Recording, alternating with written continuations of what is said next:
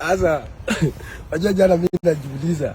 Mimi nilikuwa tu nimeenda stare zangu huko. Mimi hata sikuwa mtu wa climate change. Sasa hivi kwa hapa Kizungu tunaongea mambo ya sukari.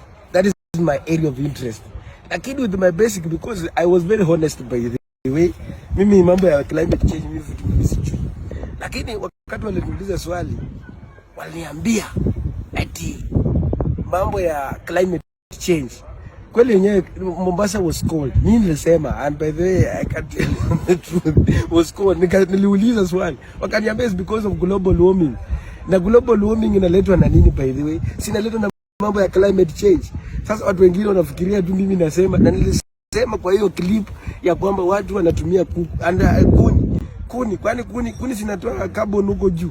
Hii inafanya nini? Sio, and that's why hata jana tulikuwa na mzungu alisema kwamba it is hard to fight climate change in Africa because of poverty and because people the way of people living, and that is what I said. Lakini watu wengine kwa Twitter wanatusi mimi, wanasema mimi ni clone, wanasema mimi sijui mjinga, ati mimi akili yangu ni kama nywele yangu ni Nyasi.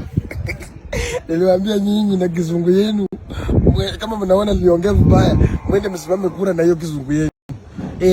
Kwa sababu mimi nilijua, nilielezea in layman's language. Munyola shembore, mmesikia